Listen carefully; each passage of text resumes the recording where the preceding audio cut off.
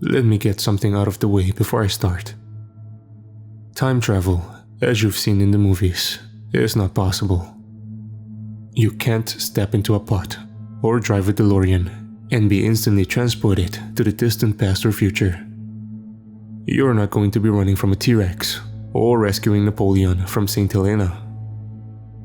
As far as time travel is concerned, only one type is possible. The tachyonic anti-telephone, I'm afraid to say, does work. I know because I built one. It was an accident. I was working on a negative refractive material to increase the coherence of lasers to build a Kugelblitz. You know what? It doesn't matter. Either you won't understand, or even worse, you will. I came here to warn you against building one, not to teach you how. During one of our tests, my grad student spotted a repeated pattern in the data. A millisecond burst of data was followed by the exact same sequence 4 seconds later. She thought it was an error in the recording electronics, so I took the data apart to find its source. I dearly wish she had been right. This supposed error was detrimental to our results, so it was important to clear it up before we could continue. Also, I had a couple of custom parts on order to improve the setup, so I had a few days to spend on analysis. The more I looked at the data, the more convinced I was that it was not a repetition or a copy. It was the exact same data, just twice. Impossible? So I had thought. I decided to try to replicate the test exactly as it was that day, but with a modification to the analysis software. This experiment, you see, generated a huge amount of data in a very short time, and the computer simply didn't have the speed to write all of the data to disk. Instead, filtering it through pattern recognition before deciding which parts were important. On a hunch, I changed those filters to get more data on the second burst. I didn't really expect to see the repeat again. But I did. And even stranger, my hunch turned out to be right. The pattern was different this time, but again, repeated a few seconds later. The second pattern was a radio emission by the electronics, similar on the static you hear on a detuned radio. Nothing unusual about that. Except, the first pattern was that the radio emission being picked up.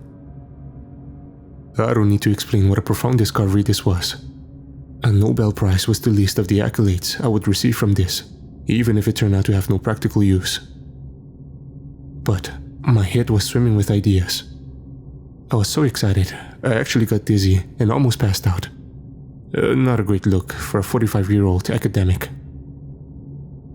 When I got a hold of myself, I cordoned off the lab, putting no entry signs up and locking the door.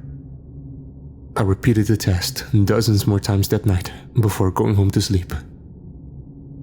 And every time, I saw the same effect.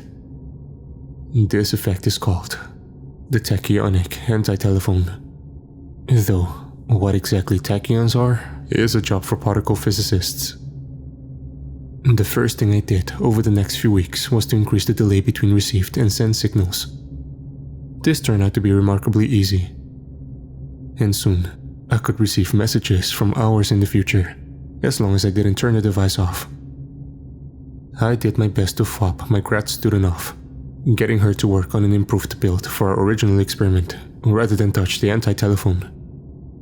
In retrospect, keeping her in the dark was most certainly the right decision. Though, I didn't realize why. After that, I built a circuit to control the signals. Until now, they had just been static noise. Soon, I was able to send my own signal. I recorded the received signal, then decided on a signal to send. After I had sent it, I compared sent with received, and they were always the same. I know what you're thinking. Of course I do. What if I decide not to send a signal? As far as I can tell, this is impossible. We live in a block universe where past and future are fixed, and what we call the present is just our current position in unchanging time. I started listening to the signals before sending them, but I always ended up sending that same signal when the time came. Whether I was compelled by the laws of physics or psychology, I can't say, but I have always sent the signal. I was wary of using the telephone for financial gain. Gambling on sports or the stock market just seemed like asking for trouble, and I didn't want to call attention to myself at this stage. In the end, I did buy a lottery ticket, but only went for a 20,000 prize to help out with a few expenses. This also helps me move the equipment. I was blocking off an entire room, and the other researchers were not happy. I moved the telephone to my home, and my electricity bill went through the roof. At this point, I had learned how to tune the messages to arrive at an arbitrary time in the past, as long as the telephone had been turned on for the whole time. I added a few uninterruptible power supplies and kept it permanently turned on, the latest in a series of mistakes. In October 2019, I received a message from March 2020 warning me of the pandemic. This gave me plenty of time to stock up on food, sanitizers and medical-grade face masks, spare parts for the telephone, a second broadband connection, and so on. While it's good to be prepared, I spent the next few months in deep worry. I knew I could do nothing to halt the spread of the virus. But what about my family? At Christmas, I try to urge people to stock up, to be careful, to avoid social contact for the next few months. But they all thought I had been reading too many paranoid blogs. I knew what was coming and could do nothing to help the people I loved. This, combined with my becoming a shut-in from January, sent me into quite a deep depression. It took months to somewhat recover, but I did come up with a rule. I would continue to send messages about important events, but I would give as little detail as possible about the actual event and focus only on the practical aspects, what I can actually do. And this worked. For a time. On 23 of August, a message told me not to go out on 24th of August. I stayed in, and on 25th of August, I read in the news that an armed robbery had taken place at my local corner shop. In all likelihood, I wouldn't have been in the shop at the time of the robbery. But still, I may have just saved my life. After reading the news article, I sent the message back 2 days. In November, a message read simply, "Go to your parents' house tomorrow." It's a 5-hour drive, so I had a great time catching up and stayed the night. The next morning, my mother fell ill. She died 3 days later. And I am eternally grateful that I got to spend one last happy evening with her. I could recount many other ways in which my life was improved through possession of my tachyonic anti-telephone. But in 2021, things started to go worse. I started breaking my rule. At first, it was little things. I'd send myself the results of parliamentary votes. I'd tell myself the weather for next week. Nothing of too much significance. I couldn't do anything to change these, even if it wouldn't have broken the laws of physics. But why did I send these messages? Of course, I did send the messages after the fact. I had already received them, so I must send them. This bothered me, but not as much as what happened next. One morning, I awoke to find a received message. It said simply, "Kill CS." I'd never heard of this man, but a search on Facebook was all it took. He lived locally, just a few streets away. Why would I kill a man I'd never met? I'm not a killer. I've never even thrown a punch. I thought long and hard, and eventually decided to ignore my instruction. The next week, I read the news. CS had been arrested. He was the worst kind of criminal. I'll leave it up to your imagination, but his last hateful act had been the day after I received that message. If I had obeyed myself, there would be one more innocent child in the world today. Partly due to predestination, and partly due to my anger, I sent the message. As I'm sure you can imagine, this affected me deeply.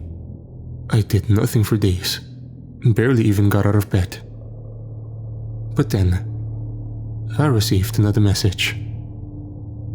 Kill JL. This time, I didn't hesitate. The message aroused me from my depression immediately.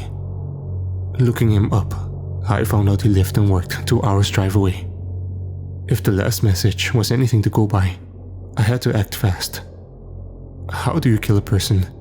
And, almost as importantly, how do you get away with it? He lived in a suburban area. I drove there in the daytime and scouted it out, finding a few neighbors and no cameras on his street. So, I waited. He came home in the dark. I decided to use a hammer and rely on surprise.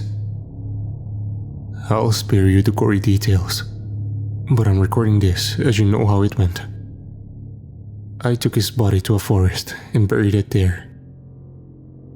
For weeks, I scoured local and national news, waiting to find out what JL had done to deserve death. Nothing. A local paper mentioned he was missing, but described him as a well-loved family man who worked at a local garage. Whatever secrets he was hiding, it seemed, wouldn't come out.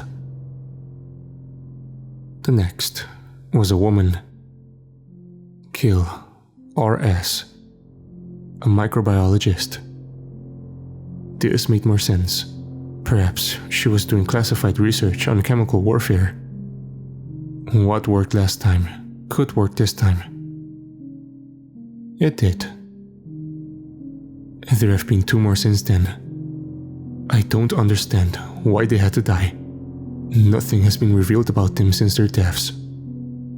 I haven't sent the messages yet. I've been waiting until I find out why. The last was in January 2022.